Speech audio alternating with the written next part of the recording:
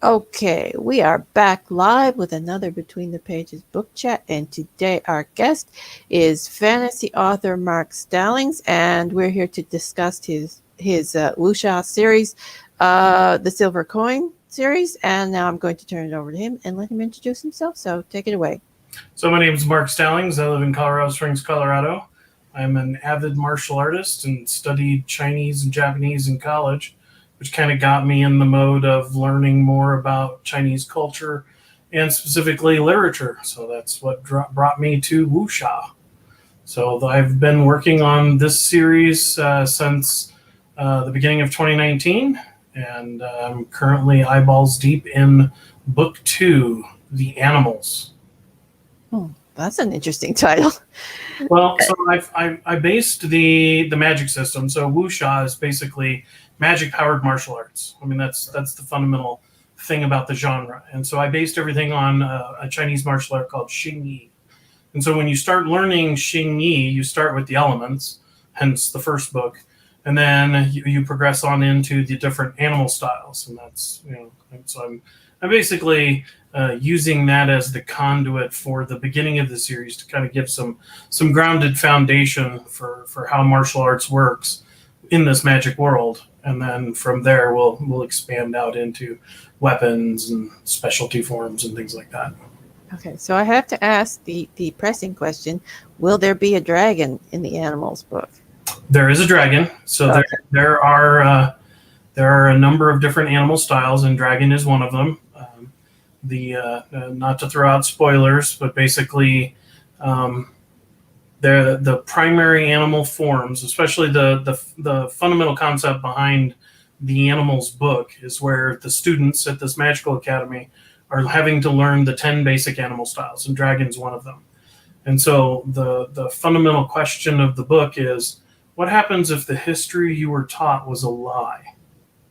And so everybody in this school is emphatically saying that there are 14 animal styles, but we learned in the first book that there is a 15th style. And so then it's like that immediately calls into question everything that they're learning in book 2. Ooh.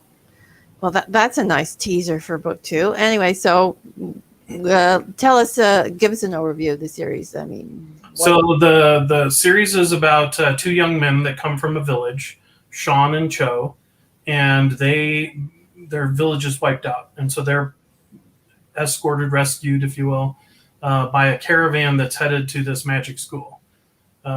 So in this particular magic school, it's sink or swim. So the fundamental premise of this is that life is hard and training is harder, and not everybody that attends the school is going to survive the experience. And so it's kind of a very brutal martial arts magic school. And then there's outside influences that are trying to stop Sean from learning any of the magic. And his fundamental goal is he wants revenge on the people that destroyed his village. And what he thinks right now killed his family. And so that might not be true. Another excellent teaser for the book.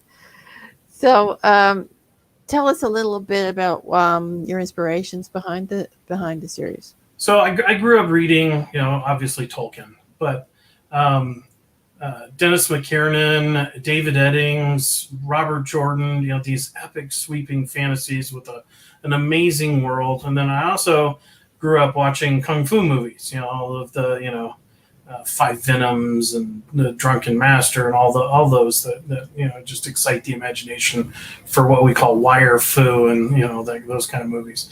So what I wanted to do is I wanted to create an epic saga, if you will, hence the Silver Coin Saga, and basically I wanted this to be an exploration, not just a coming of age story, but I want to shake what these people think their world actually looks like. Like they weren't grown up with magic, and now there's magic in the world. They weren't grown up knowing that there are bad people out there, and there are bad people. And so then it's them, constantly going through and figuring out, how is my worldview not actually matching reality, and then evolving from there. And so this arc that I've done, I've actually arced out 11 books for this series. I basically wanted to have a series of increasingly more difficult challenges for our heroes and then to broaden the world. And so as they go out into the world in book 3, then they'll actually get to experience things that, it violates what they think is normal. Okay, cool. So tell us a little bit about the main characters. What are they like? So Sean is he's the non-athletic guy, what you would consider at high school, normal high school. Like, he's the guy that was in the chess club, or he was a mathlete. And then his best friend is Cho, who would have been like the captain of the football team. But he's happy-go-lucky. He's not like arrogant. Cho is not arrogant. And Sean has led a sheltered life, and Cho's father was the head of the guard. So Cho knows that there is danger in the world and is trying to not shelter his buddy through the world, but to basically give him the skills he needs to survive. Yeah, that kind of a thing. So they're best friends. And then the third character is a girl named Sue. And so she basically is the headmaster's daughter. So she grew up at the school, so she's their inside expert. And the three of them have to form a team in the first book. And then that kind of just progresses through. Everything in the second book is all individual achievement. And in the first book, it's all the team of 3 has to succeed through the trials. So then that formed a really tight bond with them. So as they explore these animal styles, each of them will have different abilities that are complementary, and then sometimes they conflict, right? But they're a good team, and then the secondary cast of characters, they call them the 8. So there were 8 of them that tried to form a study group in the first book, and then they're all trying to help each other through school. So, yeah. Okay, so tell us a little bit about the world. It sounds like a little bit of a Western meets Asian meld in it. Yes. Am I correct? So I'm trying to do, especially with some of the instructors that I have in here, I'm trying to pull influences from different areas of the world, just to just reinforce that this isn't an Asian-only universe, that there are influences from like West Africa or the Nordic climb, things like that. So the world itself is a big basin with a giant mountain range around it, and so then that's going to be one of the challenges in book 3 is they have to get out of this isolated area and try to find where the missing glands are. Okay, so you're going to expand the world as the series goes on then. Absolutely. That's the goal, is to try to push these characters out of their comfort zone and experience. I mean, if you like, I've been to China. My brother used to live there, and even when you travel around China, I mean, China isn't just the vanilla Chinese. I mean, there's like down in Sichuan, they have a slightly different culture. Down in Hong Kong, there's a different culture. So they're still considered part of this big group. But there are just slightly deviations of the culture as you go around, and kind of adds their unique flavor and characteristic. Very much like when you go around the United States. You go to Louisiana, it's going to be a big different experience than when you're heading up into Massachusetts. Yeah, it's the same in Canada. You go from Nova Scotia to Vancouver, you're going to go through a lot of different cultural differences. Well, shoot, just a short hop from Toronto to Montreal. Yeah. I mean, that's a big culture. Oh, yeah, that's a culture shock in its own. So, what was the hardest scene or type of scene for you to write in the series so far? So when I was writing the first book, and I'm a plotter predominantly, and so I like to say I'm a micro pantser in that I do out a detailed outline. But I'll have 3 or 4 sentences that dictate what needs to happen within a given scene. And so then I have to take those 3 or 4 sentences and turn it into 1,500 words. And so, and again, why I'm microplancing, because I was writing this one scene in the elements, and I realized a character needed to die. Not one of the main characters, one of the secondary supporting characters. And what was really tough is writing that emotional response scene once the main characters find that their friend had died, had been killed. And so just that was really tough. I had experienced a loss in high school.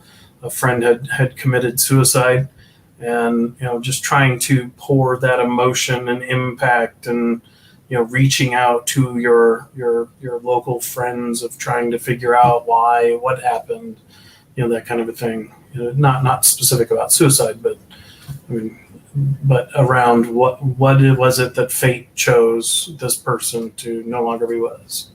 Yeah, so basically you had to deal with the grief scenes. Yes, it was very tough. And then the pangs, like they go to the guy's favorite restaurant, and this guy would order whatever all the time. And it's just when you're working through what's the character's motivation for moving forward, and or he had bought them some nice robes for one of their events, and they put the robes on, and then it's the pang of loss and regret and remorse of this person's not with us anymore. So that was very hard. It was hard to try to pour that emotion in and get that impact. Yeah. My editor was not amused because it was a completely unplanned event. Yeah, but that's some nice detail adding though, because I mean, when you have lost someone and you just stumble on a restaurant or something they've given you, it can trigger the grief. So that's an excellent addition to the scene. So, well, and Facebook really doesn't help in real life, because then they'll pop up memories, and it's like, yeah. Oh my gosh, yeah, I remember, John passed away from cancer 3 years ago. Yeah, thanks for, pulling that up. Thanks. Yeah, that's why I turn memories off. So. Yeah, it's like, no, I don't want to remember Facebook. Go away. Well, I mean, I want to remember the happy parts of people, right? Well, yes, the happy parts. So then, let's go find some happy memories. So, what was your favorite scene or type of scene that you've written in the series so far? So, the favorite thing was, the main character, Sean, isn't very good at magic. He's not very good at a lot of things, but because he's not physical, he's not ordered like that. But so my favorite scene was him struggling in order to do the very first task in magic. And when he finally got it, he was like giddy. He's like, "Whoa, I did it!" And then everybody's like standing. He didn't know. Everybody's over on the other side of this practice arena, and they watched him get it. And so that was kind of a fun scene. Okay, that does sound fun. So tell us a little bit about the secondary characters. Are any of them a little quirky, a little like to steal the scenes, or are they just... So for elements, I tried to focus on just the main three. And then I've got like the woman who runs the library with an iron fist. So I used her as kind of my hilarity injection. Like, really, you really doing this? That kind of a thing. So I tried to use her to kind of lighten the mood, because the library is a key component of the first book, because that's where they're going to try to research things and figure out what is it that they're trying to do. So I liked her. The headmaster, basically Sue's grandfather, using him as kind of like that wise counterpoint. Not just like a stern headmaster, but like, hey, I understand what you're going through, kind of implying, hey, I got some history when I was a juvenile. I did some stuff. So, life isn't out to get you. That kind of a thing. So I like to leverage kind of that, different personalities, just bend it a little out of the box. And then I had the 3 guards that rescued them from the evil people in the beginning. One of those, unfortunately, is the one that died, but I tried to set one of the other ones up as kind of like the big brother. And so then he makes an appearance, throughout the book, and then into book 2. So he's there with them to, is kind of like the student who's like 5 years ahead of them, kind of a thing. So like, hey, I can tell you some stuff that's going to happen, but I'm not gonna, because I need you to succeed on your own. And it's kind of amusing for me to watch you kind of run into a glass wall. Kind of thing, just that. Hey, I didn't get help when I went through this, so I'm going to watch you fail. Well, I think that's very human too. So, well, it is. It is. He wants them to succeed, but he also wants to watch them struggle. Everybody has that. Yeah. I had to walk the hard line. You're going to have to walk it too. Okay, so do you have a favorite character? And you can answer no if you want. I do have a favorite character. So, obviously the main character is near and dear to me, but I kind of like the very athletic, very competent, happy-go-lucky, laid-back Cho. I mean, I like crafting his experience through this world because some things are super easy for him because he's very athletic, he's very dexterous, very strong, and then especially in book 2, something's going to happen where he'll, I don't want to say comeuppance, but he's going to need to get learn how to ask for help, and so I'm looking forward to that. Sounds like some good character development on the horizon there. So, what are your characters afraid of? So, the Sue is afraid of disappointing her grandfather. Cho is afraid of not being strong enough to defend his family, right? Because he wasn't at the village when they got attacked. And Sean is afraid of failing his friends, of not being good enough to make it, and then disappointing them. Okay, so obviously you write fantasy. Are there any other genres that you would like to explore or have explored? So my actual first published story was science fiction, military sci-fi. So through Chris Kennedy Publishing, the Four Horsemen universe. And so I had a novel that came out towards the beginning of the year, February, that was a collaborative effort with a pantser out of Denver. So that was a fun mix. And it's basically set up with a guy who's, in essence, the Texas Ranger equivalent in their world, a peacemaker. And the system set out to screw him. And they admit that they set him up, and then he has to go deal with it. It's a pretty fun thing, dealing with aliens and different cultures and a different concept altogether. Because if you think about human motivation, you can kind of understand what people are motivated about: love, money, power. What is an alien motivated by? We can assume. So it's kind of fun to be able to put that completely foreign thought of what is this guy's motivation? Why did he set up this guy? What was his end goal? Kind of a thing. And then the human's response to it. Why is my boss trying to set me up to be screwed? So what was it like for a plotter to work with a pantser? So that was kind of fun. So we got together. Like I said, I'm a rabid plotter. Because my day job, I'm a software guy. I love having a nice design and a nice plan and all that stuff. So it was fun to kind of go through the initial process with him. And so we did up this outline to the halfway point, the midpoint. Then we talked about some concepts that we wanted to do. So then I got a phone call, and he's like, "Okay, I've already worked through all this stuff." And I'm like, "You worked through all of the points for the entire book?